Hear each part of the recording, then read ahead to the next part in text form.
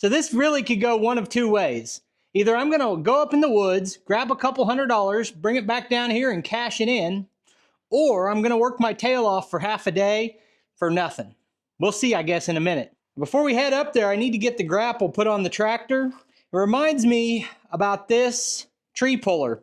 The last video, I used the tree puller, and I kind of raised the question, do you think it's a good idea for a tractor this size? And it handled it just fine. But I've got so many other options, like the Lane Shark, that I think I'm going to go ahead and sell this. I got it for a skid steer, and I just haven't used it that much since I sold the skid steer. While I'm at it, I think I'm also going to sell the high reach tree shear. I may put it on this tractor in the next week, just try it out, see how it does on the tractor. But it's a pretty cool attachment, but once again, that was designed for use on the skid steer. So if anyone lives around where I do, southeast Kansas, and you're interested in a tree puller or a tree shear, let me know.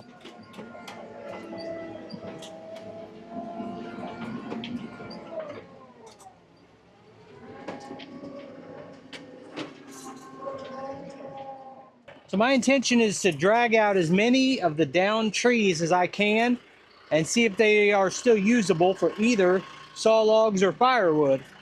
Now the ones who've been down for a long time are probably long gone, but some of these, it could have fallen a year ago, in which case it would still be good.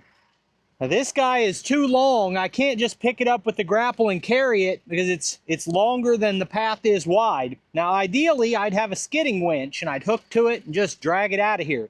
Well, I don't have one, and as steep as the drop off is over here, I like to keep a 3-point attachment on. So I think what I'm going to do, it's not the ideal, but I think I'm going to try to hook the end of it around my grapple with the chain, lift it up just enough to drag it. So I could get a longer chain and just hook to the tow bar, but if you do that, the nose of the log wants to drag. So then your alternative is you can lift with the 3-point, but then you're putting shock on the 3-point too. So probably the best thing to do would be to chain to the 3-point, but I'm going to chain to the grapple because I feel like it. Now some of you guys might be new here and not know the channel motto. I like to say Rock Hill Farm, we've been making easy things look difficult since 2017. This is definitely an example of that. All right, we're hooked. It's prediction time. Go in the comments before I start pulling on this and tell me what's gonna happen. My chain gonna break? Chain gonna come off? Chain gonna slip off the log? Or is it gonna pull right out? And actually, before I try it, I'm gonna switch that chain around to try to make it into more of a choker setup.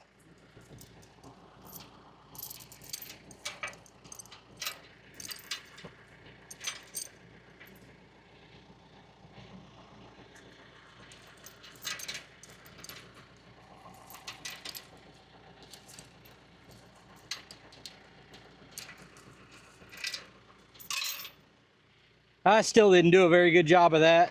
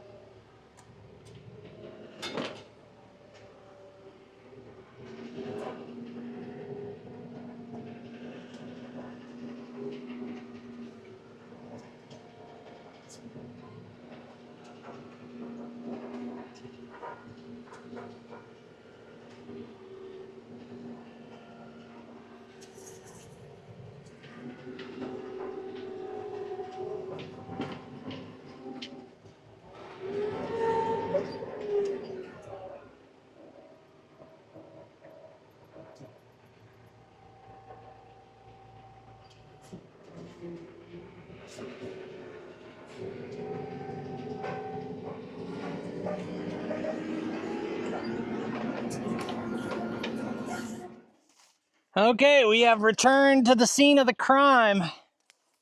This is the infamous spot where I burned the giant stump, made the rocket stove, did all those videos. It's time to fill in the hole, but I think I'll do a little bit of burning here. I've got a stack of stumps up by the house, a bunch of other stuff that needs burned up. So we'll probably do one more burn down here in the next week or two. To find out if this thing is worth saving, I need to get the stump cut off, and we'll see if there's any good wood left in the center of it. This thing looks like it might have been on the ground a long time.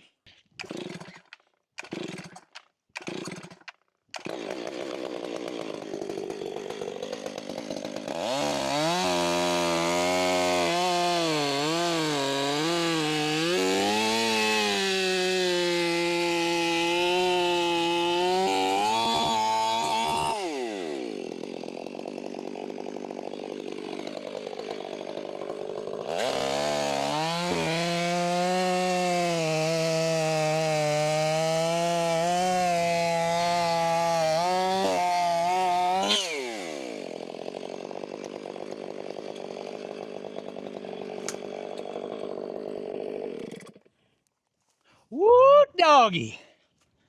We might have something here yet. It looks pretty decent on the end, and I'll show it to you when we get up there.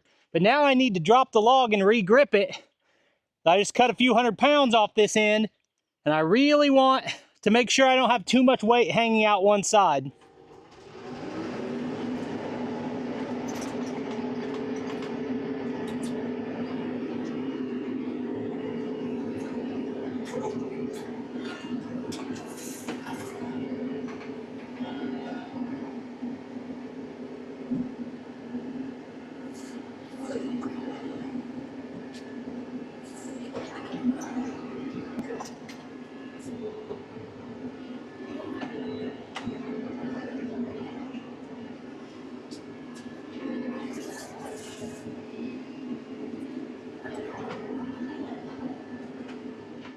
This end is completely rotten, and we got dirt in there. But I'm thinking we can see it's rotten to here.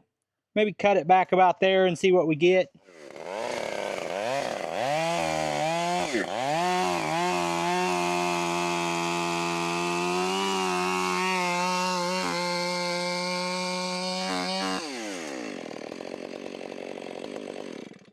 Oh yeah, that is nice.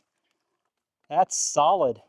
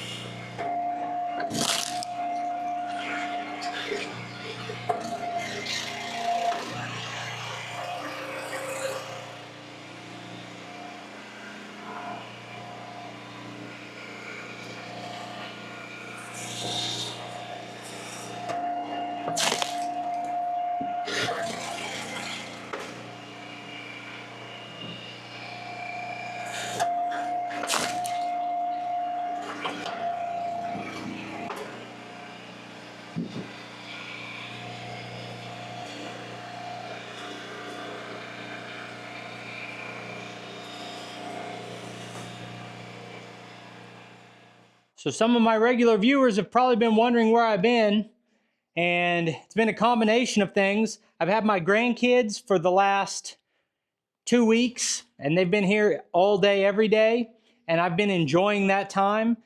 I would say in the last 20 days, it's probably rained 18 of those days. And I know if I was a farmer, I'd have to get out and work whether it rained or not. But the truth is, I don't like making muddy tracks across my property when there's no reason to. The only reason I'd be making these muddy tracks on my property is to make a video. I mean, I could have done this on a rainy day, but it didn't need done that bad. So I've just been taking it easy, making videos for my other YouTube channels, and enjoying that time with my grandkids. While I'm splitting this up, I thought I'd take a minute and talk about ways you guys can support your favorite creators. Always check video descriptions. I put a lot of links in my video description to things I'm working on outside of this YouTube channel. I've got things like an email newsletter and my Amazon links. And I don't know if you guys are aware of this, but anytime you purchase anything through an Amazon link that you see in a video, that creator gets credit for that. And over time, that can add up to a supplemental income, but it doesn't cost you anything extra. I tell you what, I've been really happy with this Eastonmade Axis. I think this thing will last me a lifetime. Probably the weakest link is the engine that's not made by Eastonmade. But everything else on this is going to last forever. This will be the kind of log splitter you could pass down to your grandkids if you wanted. I love everything about it, but I will say, since it doesn't have a log lift, I think the log deck that I have behind it is a must-have. That log deck didn't cost me anything but the price of some bolts and screws. Otherwise, it was just like leftover lumber that I dug out of places like this log I'm working with today. Milled it up, slapped it together. Didn't cost me hardly anything, and it saves my back. It's really convenient to be able to cut up at chest height and not have to pick the rounds up off the ground. So if you're getting a splitter like this, or if you have a homeowner splitter, I think it's absolutely worth it. Splitting with the Ultra is awesome, but with the really big rounds, I don't have a place to put them. The table's big enough that they don't fall on the ground, and I'm not having to pick them up off the ground. But I do find it's easier if I set them off to the side on my log deck while I'm splitting, as you guys can see. The ultimate splitter design that I wish I had is the type that has the pullback wedge, where whenever the log is pushed through, it splits the bottom half of the log, and then the top half of the log is dragged back in and re-split. I don't know if you guys have seen those things in action, but they're awesome.